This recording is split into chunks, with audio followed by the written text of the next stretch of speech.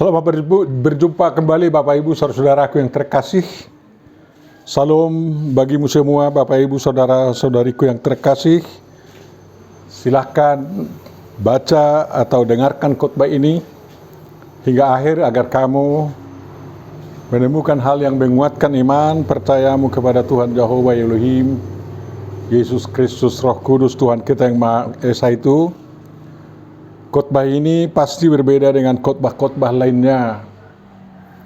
Saya mohon kesediaan Bapak Ibu Saudara mensubscribe, like, membunyikan lonceng notifikasinya, dan membagikannya kepada sebanyak mungkin orang agar mereka juga turut mendapat berkat melalui khotbah ini.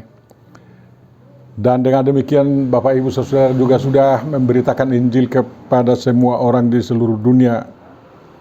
Rupanya masih banyak orang yang belum mahir mensubscribe. Mari kita saling mengajari.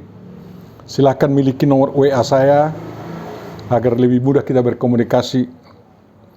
Agar tampak tulisan merah subscribe, harus YouTube-nya atau kode bertulisan biru yang dibuka atau ditekan. Bukan hanya gambarnya yang ada di WA. Kalau sudah tampak tulisan merah subscribe, tekanlah tulisan itu. Berbahagialah kamu karena ikut bersama dalam pemberitaan Injil ke seluruh dunia. Terima kasih. Marilah kita mempersiapkan diri untuk merenungkan firman Tuhan yang menjadi evangelium tanggal 24 Januari 2021. Damai sejahtera dari Tuhan Jehovah Elohim, Yesus Kristus Roh Kudus, Tuhan yang Maha Esa itu yang melampaui segala akal budi manusia dan melebihi segala damai yang dapat diberikan oleh dunia ini, kiranya memelihara hati, pikiran, dan kehidupan kita senantiasa. Amin. Mari kita berdoa. Tuhan Bapa Sorgawi, terima kasih atas hari yang indah ini dan Engkau pertemukan kami lagi dalam siaran ini, dalam khotbah ini untuk merenungkan firman-Mu. Kiranya itu menjadi berkat bagi kami. Untuk itu kami mohon Tuhan agar Engkau mencurahi hati dan pikiran kami dengan kuasa Roh Kudus-Mu sehingga kami dapat memahami firman-Mu walaupun itu sangat panjang. Dalam Yesus Kristus kami serahkan pergumulan kami mendengarkan firman-Mu ini. Terimalah doa kami. Amin.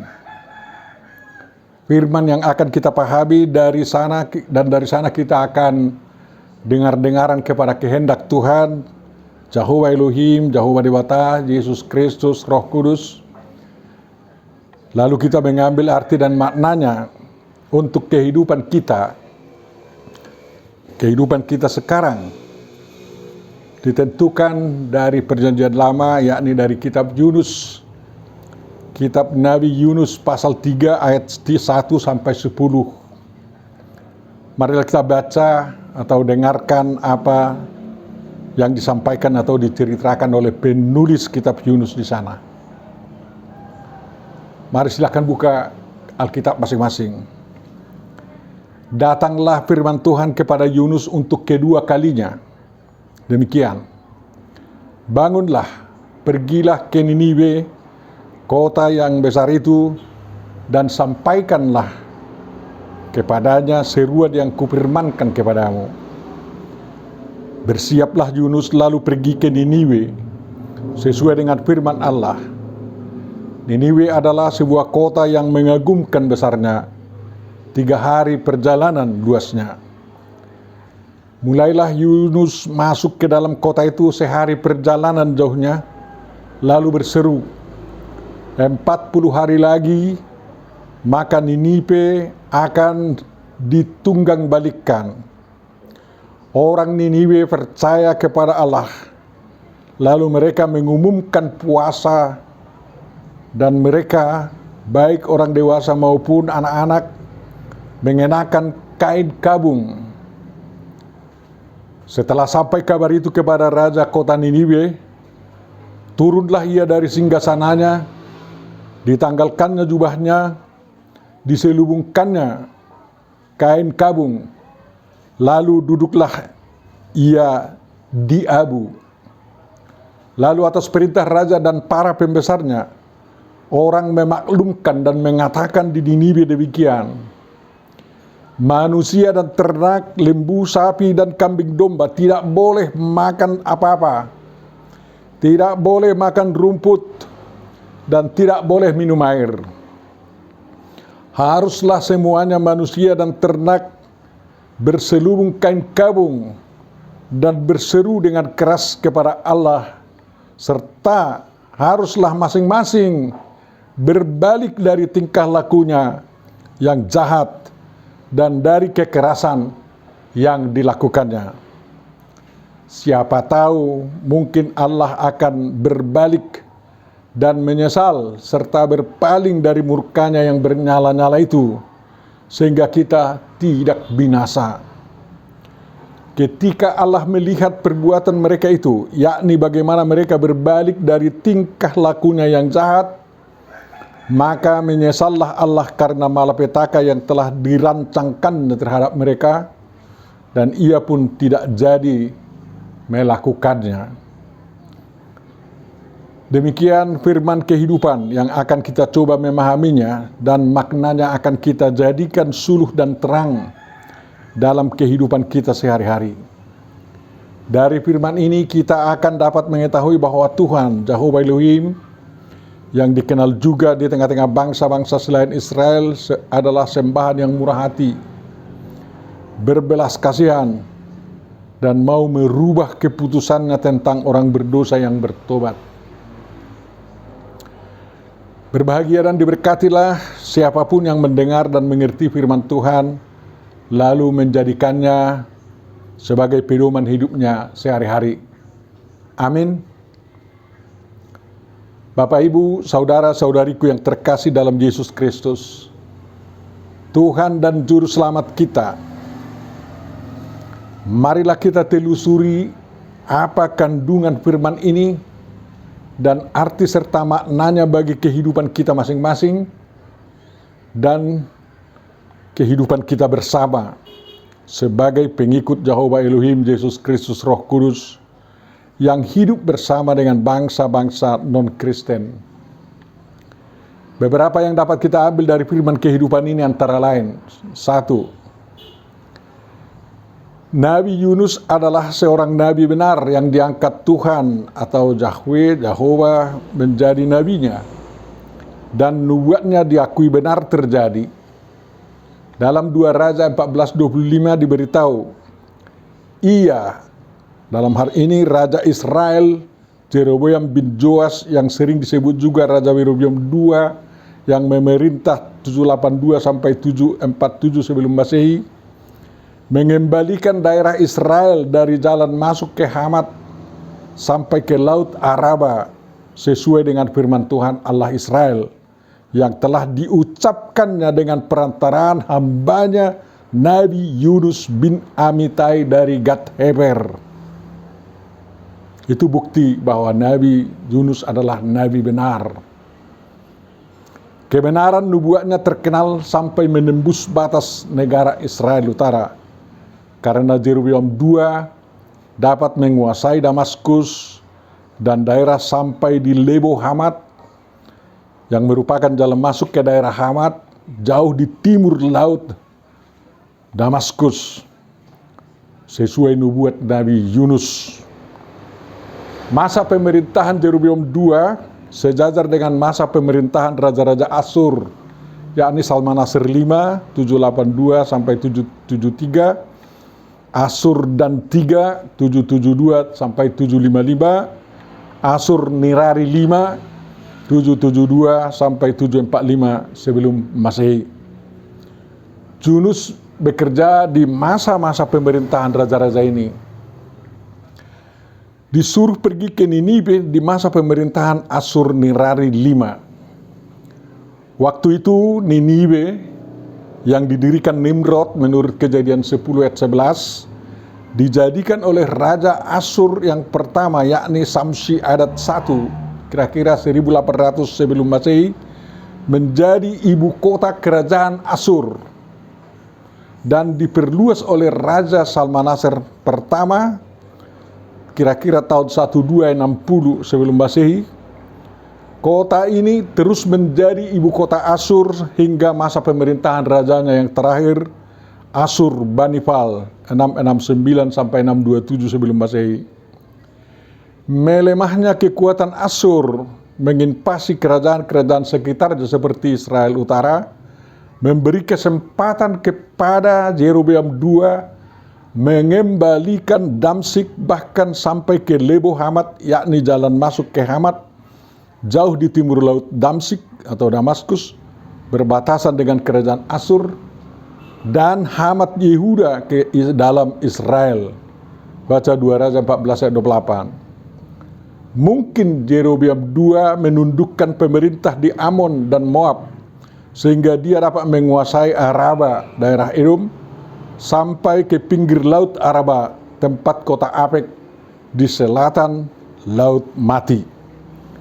Karena tidak ada catatan bahwa Yerobeam II menaklukkan kerajaan Yehuda waktu itu, lalu dapat diduga bahwa Yerobeam II masuk ke Laut Araba di selatan Laut Mati, melalui rute sebelah timur Laut Mati, melintasi Moab, Amon, dan Edom. Kota asal Nabi Yunus, Gat-Hefer, berada kira-kira 20 km di daerah barat Danau Galilea atau Genesaret, di perbatasan Zebulun dan Naftali menurut Yosua 19 ayat 13, dan 33 km di utara kota Samaria atau istana Yerobeam II. Yunus disuruh ke Niniwe yang jauhnya dari Gat-Hefer lebih 250 km kira-kira. Tapi Yunus disuruh ke timur, justru dia pergi ke barat. Ini untuk pertama kali. Yunus hendak melarikan diri dengan kapal laut ke Tarsis, naik dari Yapo. Tetapi kapalnya tertimpa badai di tengah laut, lalu dia setuju dibuang ke laut.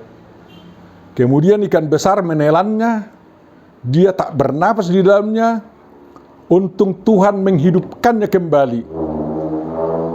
Kata-kata Yunus dalam doa syukurnya adalah, engkau naikkan nyawaku dari liang kubur. Yunus 2 ayat 6c. Lalu dia berdoa syukur waktu itu. Kemudian atas perintah atau firman Tuhan, ikan itu memuntahkan Yunus mungkin di perairan sekitar Ugarit. Lalu suruhan kedua kali untuk pergi ke Niniwe dia terima dari Yahweh, Yunus 3 ayat 1. Kemungkinan dia berangkat dari kota Ugarit karena ada jalan penghubung Ugarit ke Niniwe yang jauhnya melebihi 3 hari perjalanan, sejauh kurang lebih 200 km. Bisa ditempuh 3 hari dengan naik kuda atau dengan kereta berkuda. Tuhan memberi kesempatan kedua kepada Nabi Tuhan yang sempat membangkang ini. Adalah keberuntungan besar bagi hamba Tuhan kalau diberi kesempatan kedua untuk mengerjakan perintah Tuhan. Ngeri kalau langsung dipecat karena seorang hamba Tuhan membangkang pada suruhan pertama, memanfaatkan sebaik-baiknya kesempatan pertama itu. Kesempatan yang diberikan oleh Tuhan adalah kesempatan untuk melayani Tuhan. Nyanyikan, hidup ini adalah kesempatan, hidup ini untuk melayani Tuhan. Jangan sia-siakan waktu yang Tuhan berikan. Hidup ini harus jadi berkat, dan seterusnya.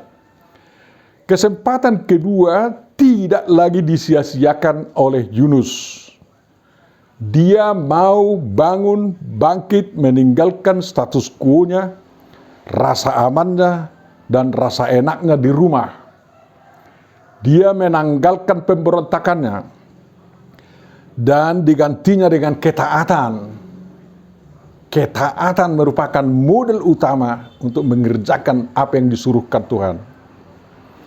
Semua orang Kristen zaman now harus bangkit, meninggalkan status quo-nya, yakni tidur-tiduran dan tidak giat menjangkau orang-orang non-Kristen. Yunus pergi melangkah, bergerak untuk memenuhi perintah Tuhan. Dia mau menyesuaikan diri kepada kehendak Tuhan. Bukan Tuhan yang dia paksa menyesuaikan diri kepada kehendaknya. Demi ketaatannya, Yunus bersiap. Dia mempersiapkan mental, iman, pengharapan, perbekalan yang diperlukannya, serta kebutuhan-kebutuhan lainnya demi ketaatannya kepada Tuhan. Bukan lagi demi melarikan diri. Orang Kristen atau gereja harus senantiasa bersiap, mempersiapkan diri dalam segala hal. Mental, spiritual, skill, pengetahuan isi Alkitab, kemampuan membaca situasi, ipolexos butak, iptekling, demi pemberitaan Injil keselamatan yang dari Kristus. Bagi Yunus diberi kota Niniwe sebagai kota tujuan pemberitaan kehendak Tuhan. Bagi umat Kristen diberi seluruh dunia untuk tempat mengabarkan Injil. Persiapan diri harus dapat mengatasi segala rintangan dan berhasil menjangkau daerah-daerah tujuan serta memberitakan pesan Tuhan di sana. Itu sangat penting diperhatikan oleh orang Kristen yang sekarang kita ini. 2, Bapak Ibu Saudara. Hari pertama Yunus berada di Niniwe, dia menyerukan firman Tuhan. Yunus tidak menunggu sampai besok untuk memulai tugasnya. Don't wait till tomorrow what you can do today, kata orang Inggris. Yunus tidak berleha-leha. Gereja yang bertobat harus meniru perbuatan Yunus ini. Gereja harus tidak membiarkan ada waktu yang tidak digunakan demi pemenuhan panca tugas panggilannya, yakni tugas marturia, koinonia, diakonia, didaskalia, dan liturgia. Tanpa menyebut nama Yahweh atau Jehovah, Yunus menyampaikan firman Tuhan demikian. 40 hari lagi, maka Niniwe akan ditunggang balikkan atau dihancur leburkan. Yunus 3 ayat 4b. Berbeda dengan pemberitahuannya kepada temannya sekapal laut, bahwa dia seorang Ibrani yang takut akan Yahweh, akan Jehovah, Elohim, yang empunya langit, yang telah menjadikan lautan dan daratan. Yunus 1 ayat 9. Di Niniwe, Yunus tidak menyebut nama Jehovah Elohim dalam pemberitaannya, sebab dia tahu bahwa penduduk Niniwe menganut agama yang berbeda dengan Israel. Yunus membiarkan penduduk Niniwe menentukan sendiri siapa yang mengancamkan malapetaka itu terjadi. Ternyata penduduk Niniwe memahaminya sebagai ancaman dari dewa sembahan mereka yang disebut juga Elohim tanpa penyertaan nama Yahweh atau Yahweh. Penduduk Niniwe yang mengamini seruan Yunus itu dari Elohim atau Be Elohim. Yunus 3 ayat 5. Yang disamakan mereka dengan dewa tertinggi mereka. Penduduk Niniwe memuja dewa Istar atau emas-emas. Nama Elohim dalam kitab ini bisa menunjuk kepada sembahan mereka ini yang ditakuti penduduk Niniwe. Target penyampaian firman Tuhan atau pemberitaan Injil adalah pentobatan seluruh penduduk kota atau seluruh penduduk bumi agar meninggalkan perilaku mereka yang jahat dan perbuatan-perbuatan kekerasan yang menjadi atau yang sudah menjadi peradaban mereka. Tujuan pekabaran Injil bukan kristenisasi yang terutama, tetapi mengajar semua orang melakukan segala sesuatu yang telah diperintahkan Tuhan Yesus Kristus Roh Kudus. Lanjutannya menjadi Kristen atau menjadi pengikut Kristus. Itu lanjutannya. Poin yang ketiga, Bapak Ibu, saudara-saudara yang terkasih. 3 hari lamanya Yunus menyerukan peringatan itu. Sampai seluruh penduduk Niniwe yang lebih 120 orang hanya yang tidak tahu membedakan tangan kanan dan tangan kiri, yakni yang belum tahu mana yang baik dan mana yang jahat, mendengar seruannya. Kalau orang yang tidak tahu mana kiri, mana kanan sudah ada sebanyak itu 120.000 orang, kira-kira sepertiga dari jumlah penduduklah itu, maka dapat diduga bahwa penduduk Niniwe sebagai ibu kota Asyur waktu itu sudah ada sekitar 500.000 orang, 2 kali sebesar dan sebanyak penduduk kota pematang siantar yang penduduknya kurang lebih 250.000 jiwa. Raja, para pembesar dan semua penduduk Niniwe bertobat, berubah dari perilaku kejahatan menjadi perilaku kebaikan. Itu yang paling, bukan menjadi Israel mereka. Jadi Yunus pergi ke sana bukan Israelisasi mereka, tetapi perubahan perilaku dari pelaku kejahatan menjadi pelaku kebaikan, dari pelaku kekerasan menjadi pelaku kelembutan dan kasih sayang atau saling mengasihi. Sungguh indah kehidupan seluruh penduduk kota mengalami secara massal pertobatan total. Orang-orang yang keranjingan melakukan kejahatan dan kekerasan berubah menjadi pelaku-pelaku kebaikan dan saling mengasihi satu sama lain. Semangat memerangi dan menjajah bangsa atau negara lain berubah menjadi semangat menjalin kerjasama dan menjaga perdamaian, semangat dapat membangun bersama kehidupan dan teknologi maupun perekonomian agar semua bangsa-bangsa mengalami kemakmuran dan kesejahteraan.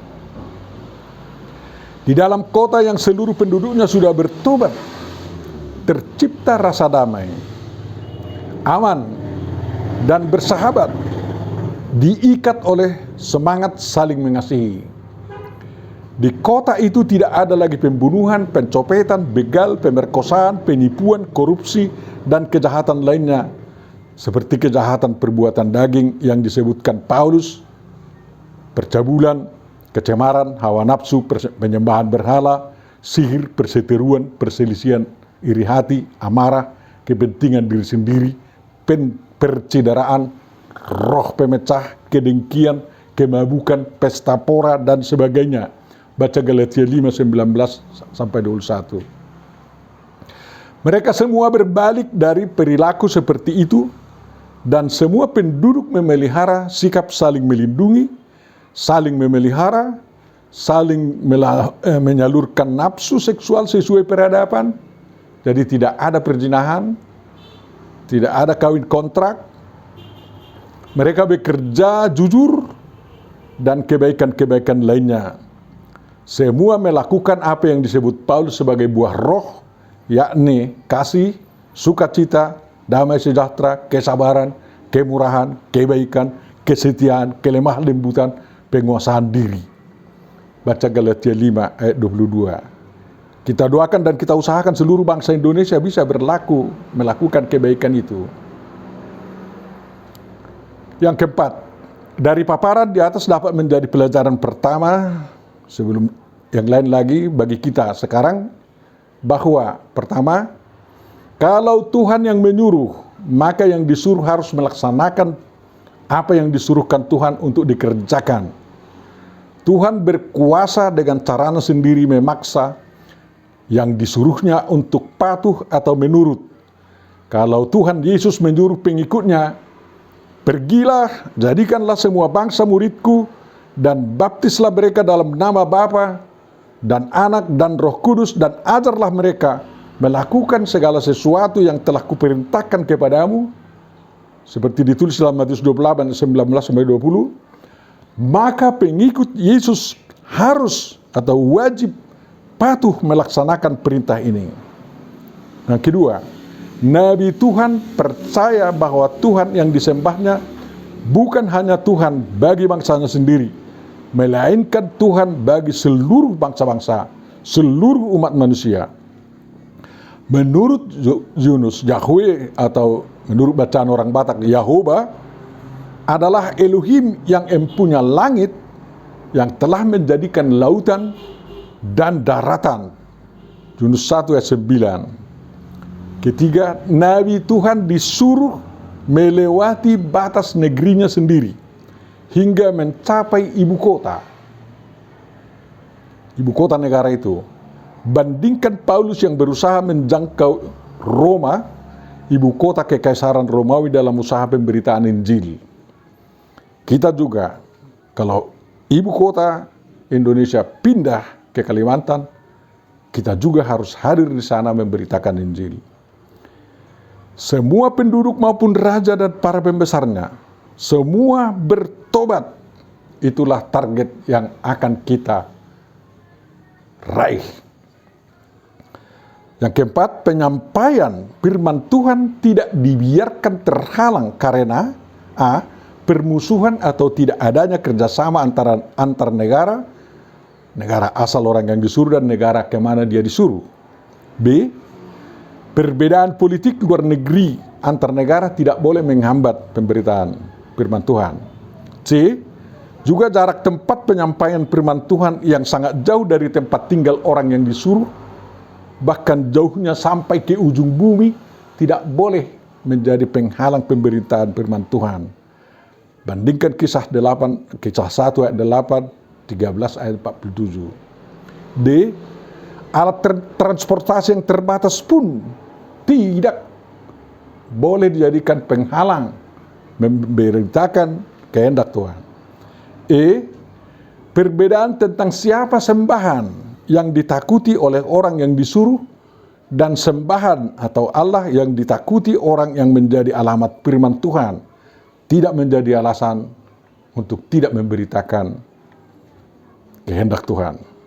Kelima, kepatuhan, kemampuan, milik, alat yang dimiliki orang yang disuruh Tuhan harus dikerahkan demi pelaksanaan dan pemenuhan tugas suruhan yang diterima dari Tuhan.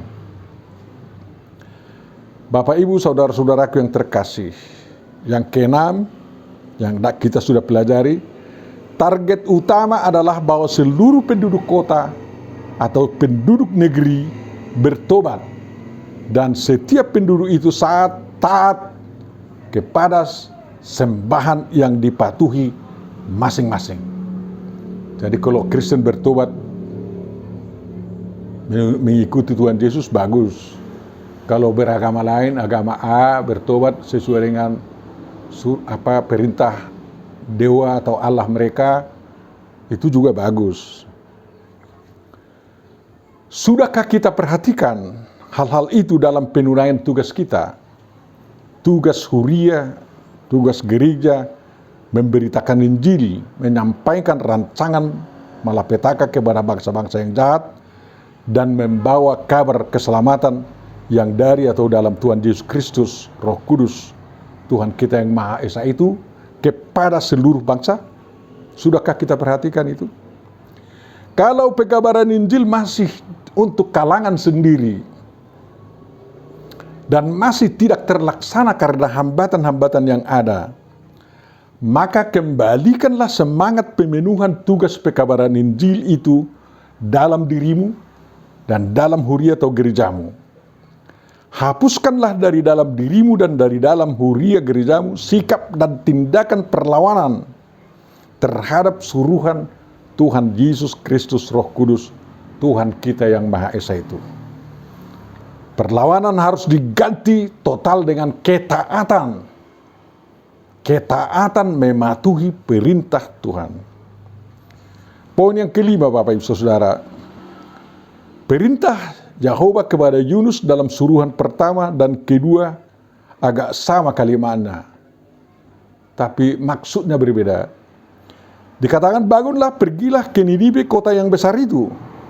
Sama kalimatnya di 1 ayat 2, 3 ayat 2. Dan sampaikanlah kepadanya seruan yang kupermankan kepadamu, demikian di 3 ayat 2. Berserulah terhadap mereka karena kejahatannya telah sampai kepadaku.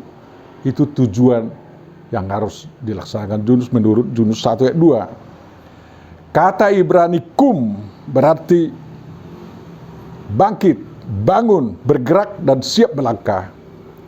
Kata Ibrani halak berarti pergi, melangkahkan kaki. Terserah yang pergi, alat apa yang digunakannya untuk pergi, entah jalan kaki, tunggang kuda, pakai kendaraan seperti kereta berkuda, atau yang lain-lainnya. Dalam Yunus 1 ayat 2, alasan Tuhan menyuruh Yunus karena kejahatannya telah sampai kepadaku, dan tidak diberitahu apa yang harus diserukan di Niniwe. Di dalam Yunus 3 ayat 3, alasan penyuruhan itu, sampaikanlah kepadanya seruan yang kupermankan kepadamu. Lalu di Yunus 3 ayat 4 diberitahu pesan yang difirmankan itu, yang mengatakan 40 hari lagi maka Niniwe akan ditunggangbalikan. Berarti kalau ada kejahatan-kejahatan penduduk kota, itu semua sampai kepada Tuhan. Semua Tuhan tahu. Maka peringatan keras dari Tuhan yang berupa akan terjadinya malapetaka kepada penduduk kota itu harus disampaikan oleh pengikut atau hamba Tuhan Yesus Kristus. Ancaman tentang terjadinya kehancuran atau penunggangbalikan kepada penduduk suatu kota, suatu kelompok, suatu negara harus disampaikan oleh pengikut Tuhan Yahova Elohim Yesus Kristus Roh Kudus, Tuhan kita yang Maha Esa itu. Dalam hal ini, pengikut Yesus harus pandai dan bijak menilai perilaku penduduk, ahli dalam menentukan malapetaka apa yang akan terjadi apabila kejahatan terus merajalela dan menjadi peradaban. Jenis-jenis kejahatan itu banyak. Kejahatan kemanusiaan, kejahatan ekonomi, kejahatan keagamaan, kejahatan ideologi, kejahatan budaya, kejahatan ekologi, dan masih banyak lagi. Perilaku jahat telah disebutkan tadi. Perhatikan Bapak Ibu itu sehingga harus bersuara. Poin yang keenam. Dalam Yunus 1 ayat 3 dikatakan bahwa Yunus bersiap, tetapi bersiap untuk melarikan diri, tidak mematuhi perintah Yahova Elohim, dan untuk menjauh dari Tuhan. Dipikirnya bisa. Tapi dalam Yunus 3 ayat 3 dikatakan, Yunus bersiap, tetapi bersiap untuk melaksanakan perintah atau suruhan Tuhan Yahova Elohim, yakni pergi ke Niniwe sesuai dengan firman Allah. Kepatuhan ini timbul setelah Yunus mengalami proses kelahiran kembali. Sewaktu kapal yang ditumpanginya dari Yapo menuju Tarsis dihempas badai, dia masih memilih mati daripada patuh kepada firman Tuhan. Dia meminta dirinya dijatuhkan ke laut agar dia mati tenggelam di laut, sehingga tidak bisa lagi menjalankan perintah yang diterimanya. Manusia memang sering memilih mati dalam arti seluas-luasnya, atau memilih jalan kematian daripada mendengar dan mematuhi firman Tuhan. Ada miliaran manusia zaman now yang masih demikian.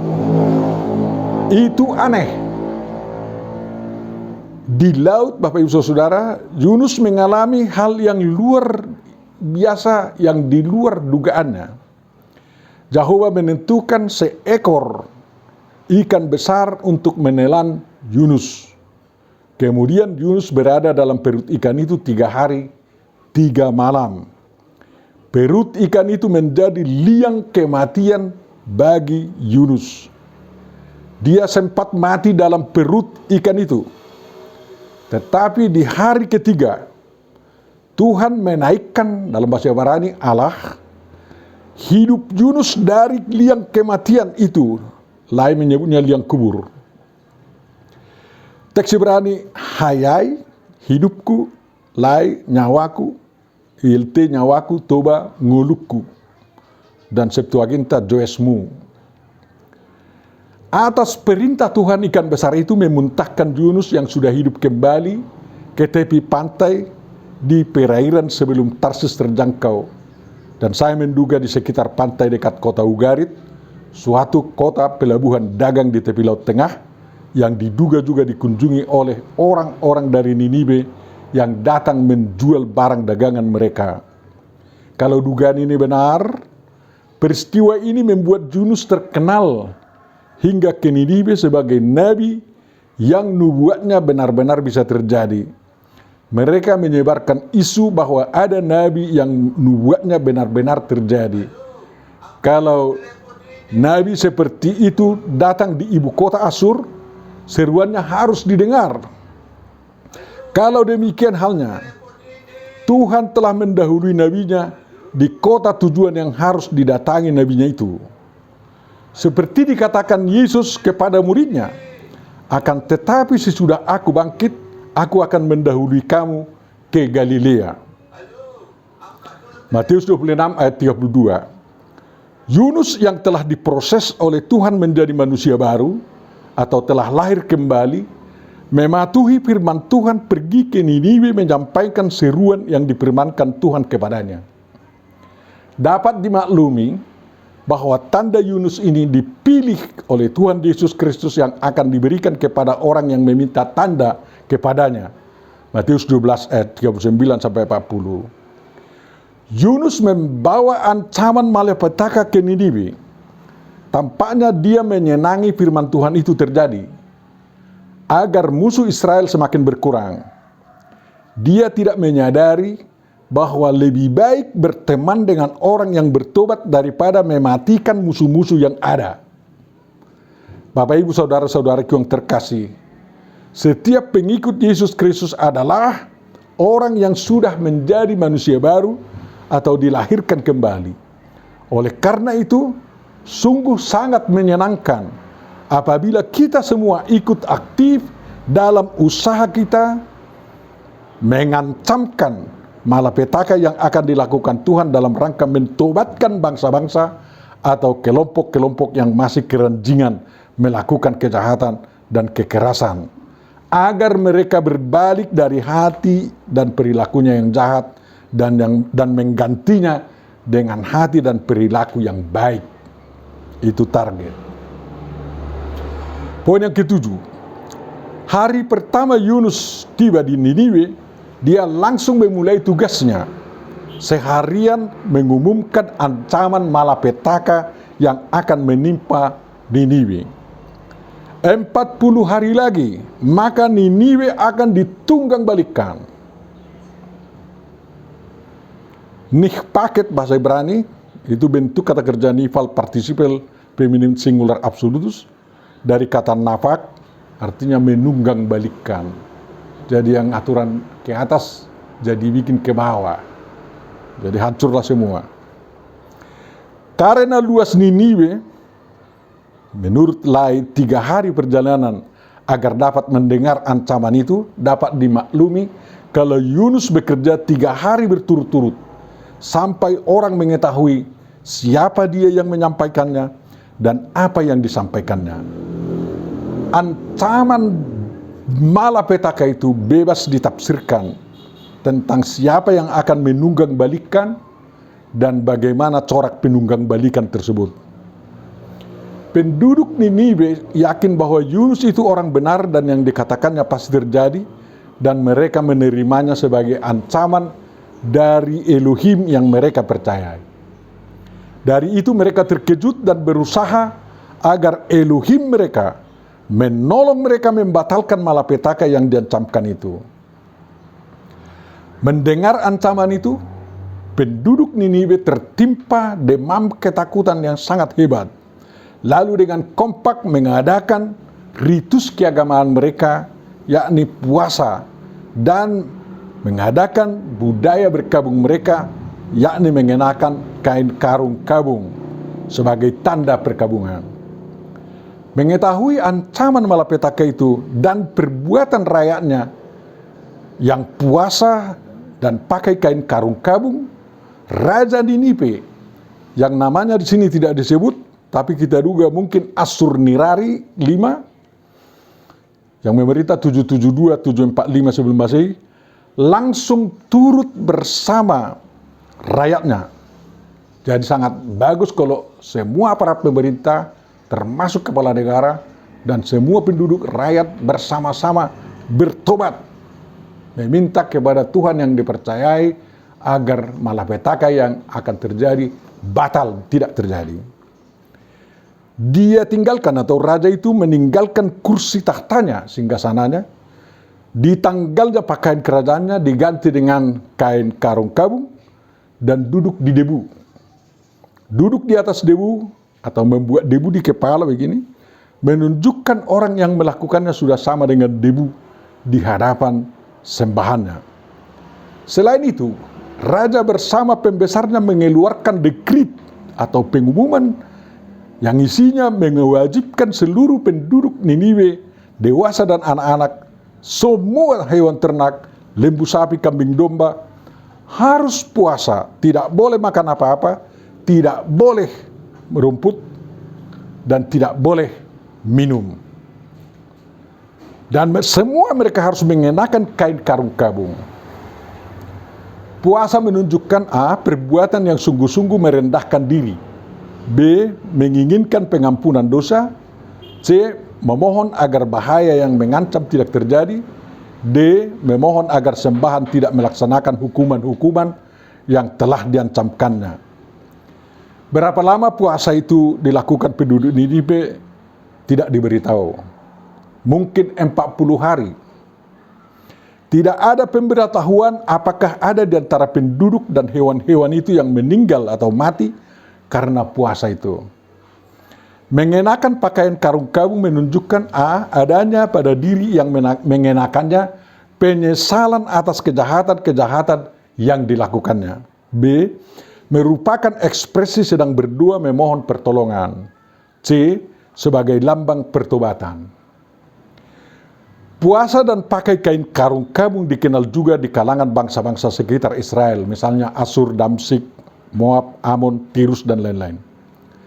Selain puasa dan pakai kain karung kabung, dekrit itu mewajibkan seluruh penduduk berseru atau memohon berdoa dengan sungguh-sungguh, atau menurut lain keras. Wa yikreu el Elohim behaskah, artinya dan mereka berseru-seru kepada Elohim dengan keras. Behaskah lain menerjemahkannya keras, artinya sampai Elohim mau mendengar doa-doa dan seruan yang mereka teriakkan. Dan yang paling penting isi dekrit itu, dan itu dipatuhi oleh semua penduduk, bahwa semua penduduk harus mengubah perilakunya yang jahat dengan perilaku yang baik, dan kekerasan yang dilakukannya diubah menjadi kelemah lembutan dan saling mengasihi. Dalam 40 hari itu terjadi perubahan kehidupan yang luar biasa di seluruh kota Niniwe. Di sana terjadi revolusi mental, revolusi akhlak, revolusi perilaku, revolusi iman, dan perubahan-perubahan yang sangat kencang yang lainnya. Luar biasa. Hanya revolusi-revolusi ini yang dapat mereka lakukan agar malapetaka itu tidak terjadi. Keputusan pembatalan malapetaka tetap terletak di tangan Elohim. Itu berlaku bagi semua agama. Tujuan perubahan total ini dikatakan, siapa tahu mungkin Allah akan berbalik dan menyesal serta berpaling dari murkanya yang bernyala-nyala itu sehingga kita tidak binasa. Ayat 9. Pengharapan seperti inilah pengharapan yang benar. Pasrah pada keputusan Tuhan, tetapi sangat bergiat melakukan pertobatan total dalam perilaku, iman, dan pola hidup. Tidak diikuti pendapat seperti dikatakan orang Batak Toba, Sidana Roma, melihat yang datang terjadilah. Nah, Bapak Ibu saudara-saudariku yang terkasih, setiap orang Kristen mengatakan dirinya sebagai orang yang sudah bertobat sejak dia naik sidi. Pola hidup, perilaku, rumusan iman bisa beraneka ragam, dan itu terjadi sekarang. Ada yang sangat rajin puasa, pakai pakaian tanda pertobatan, dan ada yang tidak melakukan itu. Banyak sekali yang mensepelekan ritus keagamaan.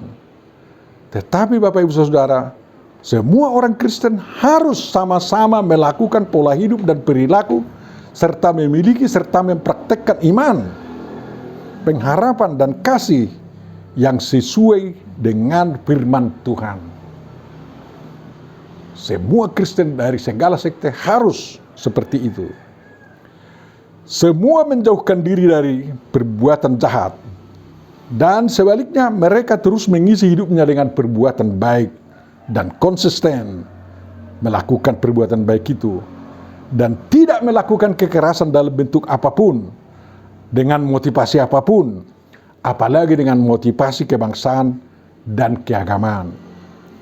Tetapi melakukan kelemah lembutan dan kasih, saling mengasihi, saling sayang, menyayangi, dan betul-betul kompak.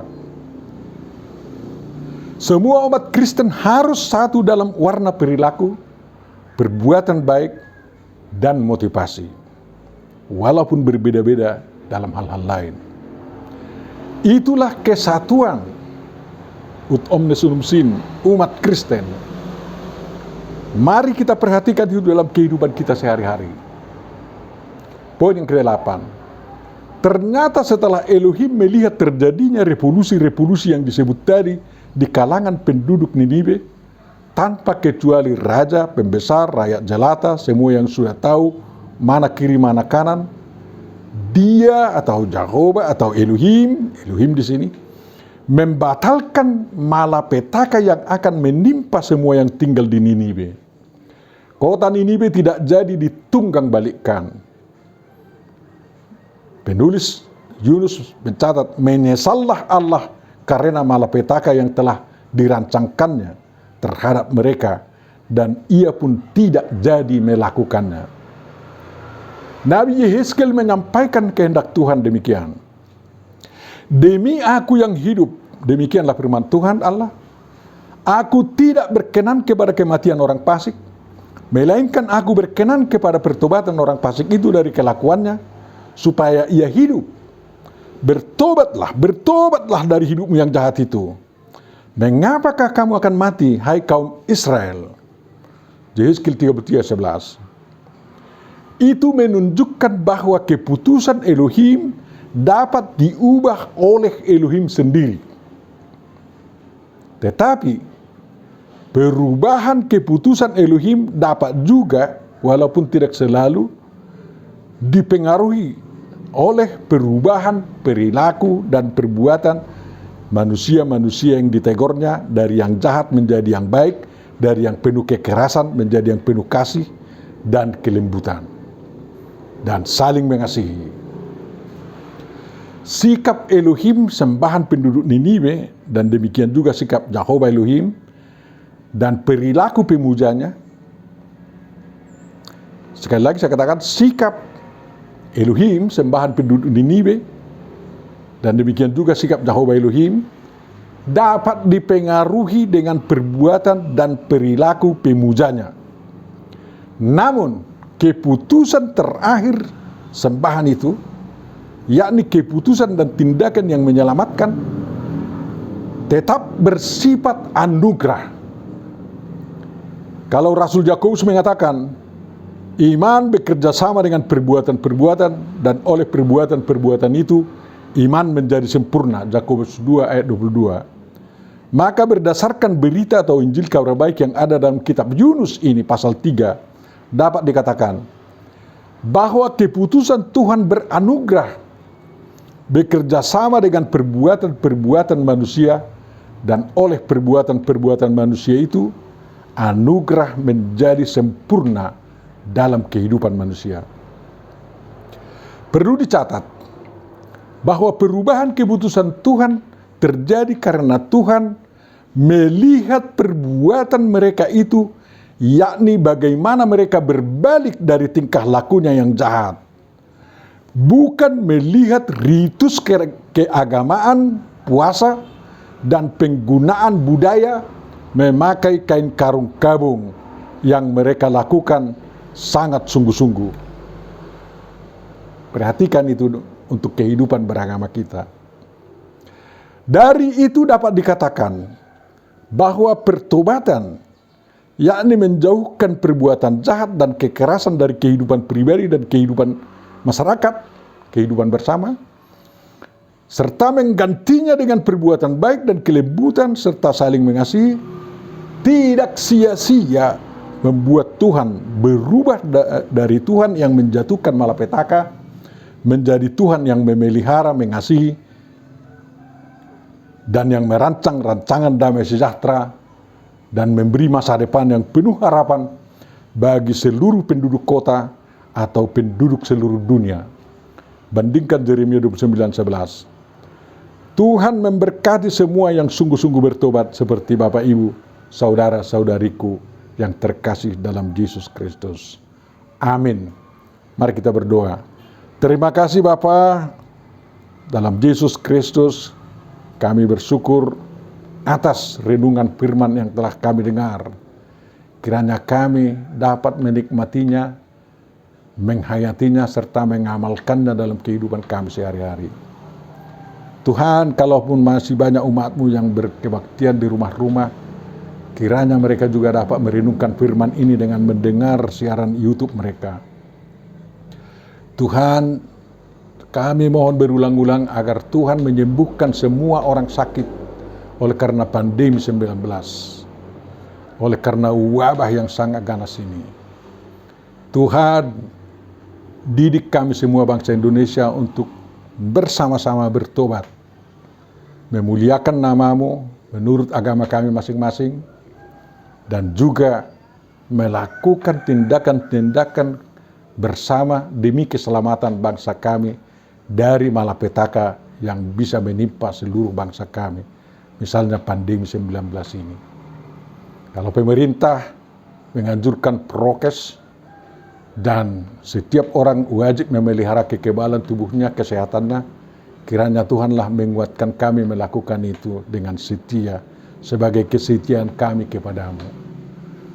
Sempurnakanlah doa kami ini ya Tuhan, yang kami mohon di dalam Yesus Kristus. Kabulkanlah itu. Amin.